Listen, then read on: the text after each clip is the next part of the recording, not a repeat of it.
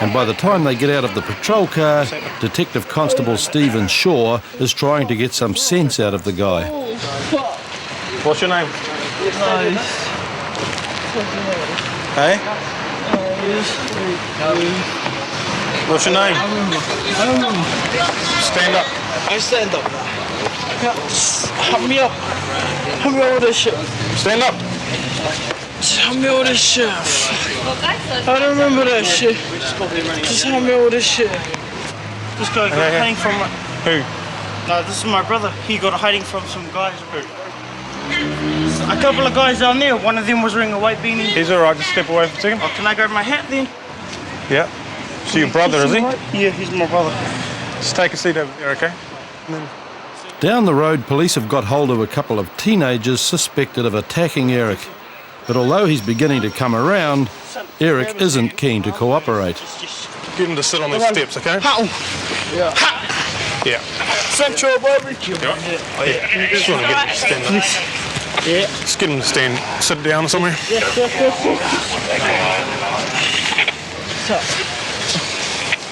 No, he's alright. He's just got a hiding from a couple of other guys that try to get a couple of my cousins here. Yeah, bro. And where are these guys gone? Oh, fuck. I don't know. They were chasing us before, but we tried to run. This guy was a bit drunk. He couldn't run as fast. So where these guys go, huh? Yeah, just have a seat. Eric isn't making any sense, and it's difficult to tell whether it's the booze or the beating. But a couple of people on the street saw the whole affair unfold. These guys down here, these guys firstly have had a scrap with these guys, and in retaliation they found this guy one up by himself, given him the toweling and stomped on his head. It's been witnessed by this gentleman here. Who are these guys? Yeah, these two guys here, these two offenders with Julia, been stomping on this guy's head. Yeah? I was talking to the guy who I saw, and one of them ran across the road and hit me, knocked me to the ground, and then I don't know what happened. But you don't think stomping on that guy's head was a bit excessive? I wasn't stomping on the guy's head. Well, how come everyone says you were? I was not stomping on the guy's head. At this stage, you're under arrest for assault. Because you're under arrest, you've got some rights, okay? You're not obliged to say anything. Anything you do say may be given in evidence. You've got the right to consult and instruct a lawyer in private without delay. Back at Auckland Central, Paul and Jason are put through processing, and it appears that the beating they handed to Eric had come at the end of an all-in brawl between two groups of youths. I probably threw a couple of punches, I'm not sure. Yeah? Anything else? No. That's not. Probably when I hit him while I'm on the ground. When they got me on the ground at the same time. Yeah, that's it. Okay. We'll arrest them for assault at the stage, and we're going to ascertain as to any more charges. Obviously, when you start kicking people in the head when they're down, you're looking at more serious charges, so we'll go from there. But Paul and Jason would never face any penalty. The charges were withdrawn because a key witness was overseas when the case was due to be heard, and Eric decided he didn't want to appear in court. Okay, me and my uncle just pop out with this idea we should go to the supermarket. It's the closest one, and that, yeah, we should go and get some stuff. And when we got to the counter, I tried the card and it declined, and I said, oh, can we go and get my card? And when we went up to the car to get the card, we got stopped at the exit by the security guards. He finds a bottle and a casket of wine. Yeah. And then the pigs arrive. It's a story police hear every day as Constables Andrew Clinton and Vanessa Jones arrive at Hastings Pack and Save, where Eva and her uncle Bruce are being held for shoplifting. Yeah, this is a regular thing here, isn't it? Yeah. Right, the story is the two of them have entered the shop. They both entered the alcohol He's section. blaming Just it a on me. moment. Just be quiet for a minute. Our friend out there was seen watching this one put the wine in her backpack, which she was wearing when stopped at the door. Yep. Right, she now claims she didn't take anything. He was supposed to go to the car and get a receipt, and he just hung around the door doing nothing. Okay, so we'll grab some details, and we'll go from there. All these guys fill out their paperwork. Admitting he's an old hand at this game, Bruce offers no resistance, but Eva denies she's done anything wrong. We're going out very shortly, okay? But I didn't do anything. He did it all. I didn't even know he was doing it. Why should you take me then? I didn't even fucking do anything. Say 88? That makes you 17, doesn't it? no. 15. Turning 16. Can you count to... Is that right? What year is it? 88. No, what year are we in now though? 2006? 2006. I'm just turning 16. Yeah. Well, check your address out there, your date of birth anyway down at the station now, because you're bound to be in there, aren't you? Mathematical prowess aside, Eva is fighting a losing battle and in desperation tries to turn the tables. You can't take me into jail, into cell. We can, yeah. But I'm at the age of 15. Well, you don't actually know how old you're at this stage, so we're taking you. I can't get my lawyer until you say. Yeah, that's good. Yeah. And I can't sue you, say. You can do what you like. Yeah. Cool. Okay. Well, at this stage we've got enough to arrest you on it, okay? That's what I'm saying. We're arresting you on shoplifting. What did I do? You put the stuff into your bag. No, I We're not didn't. arguing about it now. I didn't do that stuff. Who did it then? With her excuses exhausted, Eva joins Bruce as they're handed their trespass notices and taken back to the station for processing. Okay. Thank you. Yes, sir. Okay, understand? Can't come back here for 2 years. Good as gold. And if you do, you get locked up. Further inquiries have actually led us to find out that the guy actually has an outstanding warrant from Gisborne, so he will be staying the night with us and he'll be going to court tomorrow morning on that. In relation to the other shoplifting charge, he'll be bailed to appear next week at the Hastings District Court on that. He's a prolific shoplifter. He's been doing this numerous times throughout Hastings for the last couple of weeks. After being given a bit of a runaround by the young girl, we found out that she's actually 15. So she'll be basically processed and then returned home. It's like the first time I've been in trouble other than assault. Yeah. Bruce was charged with shoplifting and along with other charges he was convicted and ordered to pay a total of $251 in reparation and court costs and given 160 hours of community work. Eva was referred to Youth Aid and let off with a warning. It's late on Saturday afternoon at the Auckland Police Communications Centre and Julie Caldwell is in the middle of an urgent call about a distressed child in Manurewa.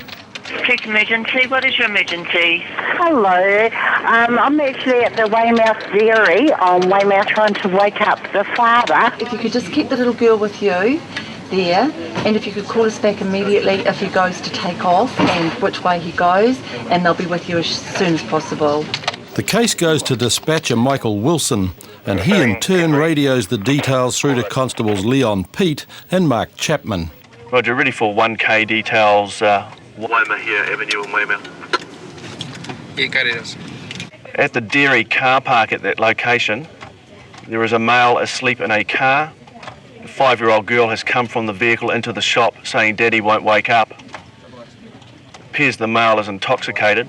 I'm trying to wake him up. I've just given this one a feed. At the dairy, the officers find a guy slumped in a car and the informant who's now looking after the little girl she'd called police about. See him driving? No, I just parked over there and saw this one trying to wake up Daddy. And I thought he was in a coma with diabetes, so I checked him out.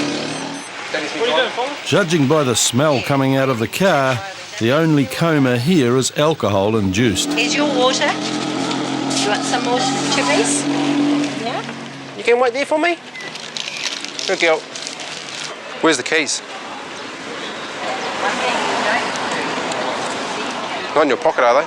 Hey, bro, I'm just going to say to you, don't ever drink and drive with a kid in the car.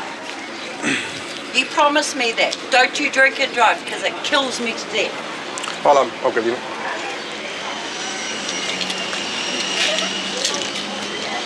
James is still finding it difficult to remember where he is, but he's sitting in the driver's seat and he knows he's got to come up with a story. Unfortunately, he comes up with one police here every day. His mate was driving. Okay. What's your mate's name?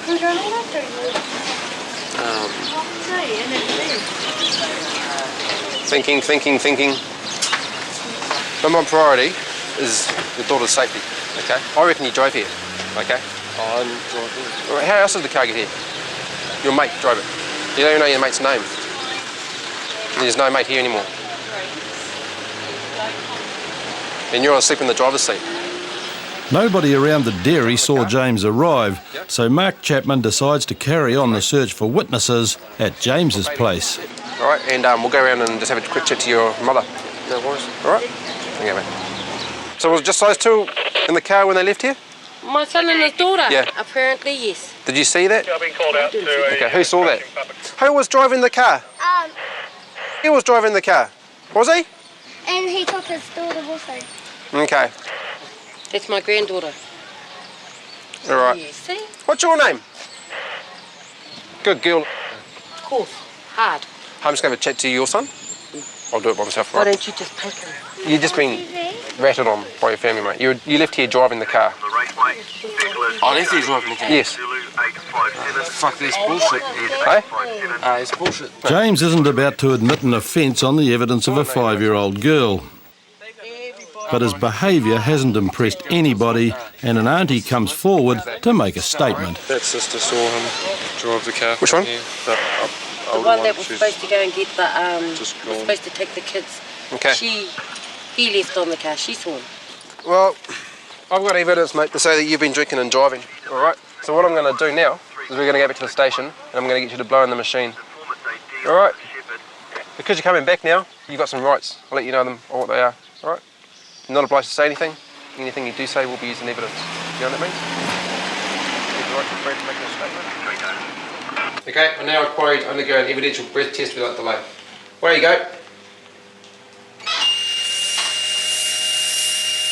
As he's going through the process at Wirrie Station, James is trying to remember the name of the mate he says drove him to the dairy. 831. Okay, so that's over twice the legal limit. Okay?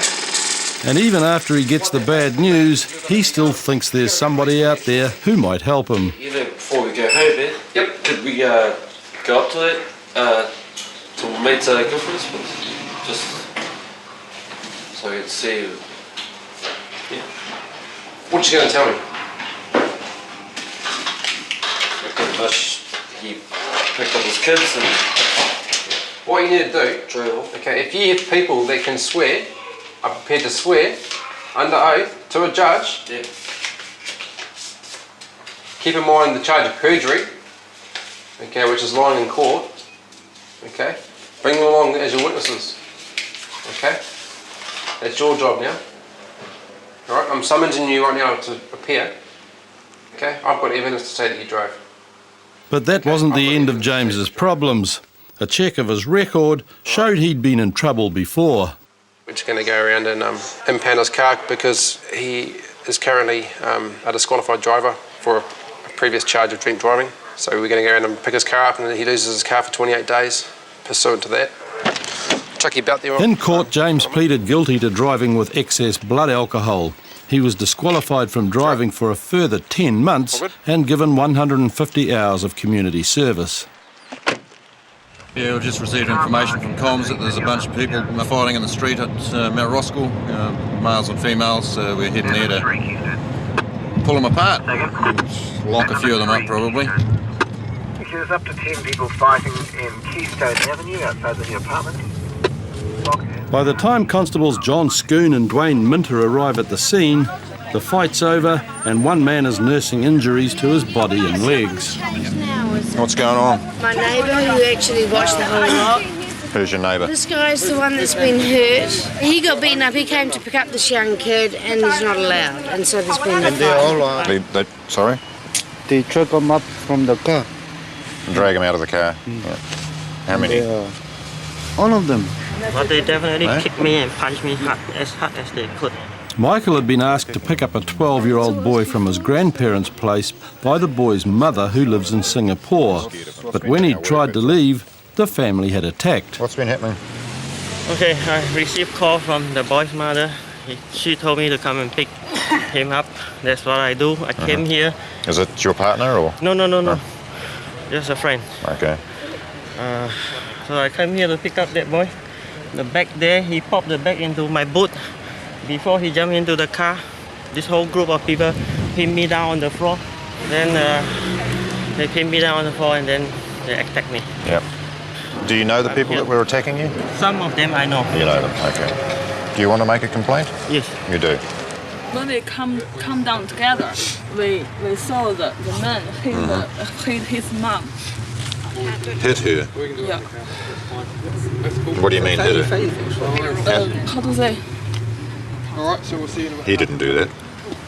He did. We saw it together. Oh, so what happened after that? Just when things aren't looking good for the family involved in the attack, the grandmother acts. 1 minute she's up and about, the next she's a writhing ball of agony on the ground. What's your name? Excuse me? Excuse me, ma'am. She doesn't speak any English, I can tell you that. Scooney. What's she saying? Her stomach's sore. She was just sitting up a minute ago. What's wrong with her? She said the man hit her stomach. Why is it taking her 10 minutes to suddenly start all this pain? She was sitting up before, she was fine. Tell her to get up if she can and go inside. You alright? Having failed to impress with her writhing, the grandmother now tries to expel her stomach through her mouth. She was fine 2 seconds ago. You sure? I'm sure. You sure? You sure? She's fine,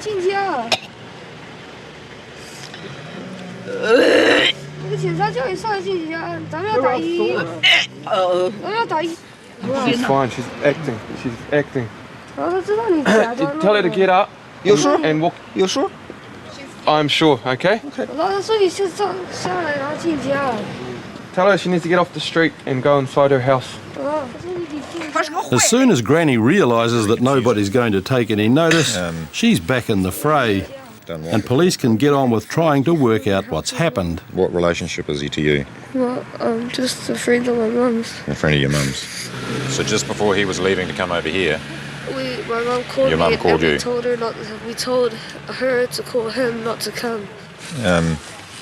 The boy's saying that before you arrived, saying he didn't have to go with you. No. Why would I come here? Yeah, but you might have already... I can go home and watch TV or do something else. Why would I come here? I'm here because she said please come here because the son is sick, running a high fever. Take him to see doctor and then after that bring him back to Naman place.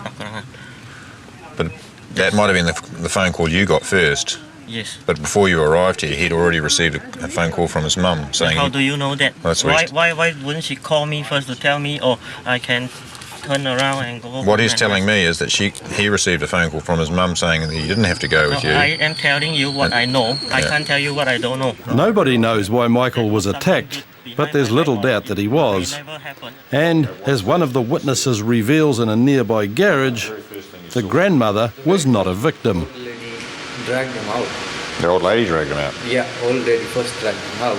The old lady was provoking the issue. And she was hitting him badly, and also she was provoking the other guys to hit him. Everyone was hitting him apart from the kid and the young girl. Even the old lady. So it's the two men and the old lady. The old lady. People that live in the street have told us a different story than what you're saying. That you and the rest of the family have attacked this man in his car. Drag him out of the car. My children, my sister's children, the bed in his car. In his car. The bag is in his car. Yeah, I realise. So I want to take the bed out. Yeah. Just this. But does that justify beating him up? You've dragged him out of the vehicle, you and the other guy, and you've kicked him and you've punched him. He want to drive car, go out. Drive the car off? Yeah. Well, I would probably want to drive the car off too if someone was punching me. Both under arrest for assault. Alright, not obliged to say anything you do say maybe. The boy was left in the grandmother's care and the two men were taken to Auckland Central Police Station for processing. Nobody ever discovered why the attack had happened, but both men pleaded guilty to common assault. One was convicted and fined a total of $755, while the other was ordered to pay $125 in reparations and discharged without conviction.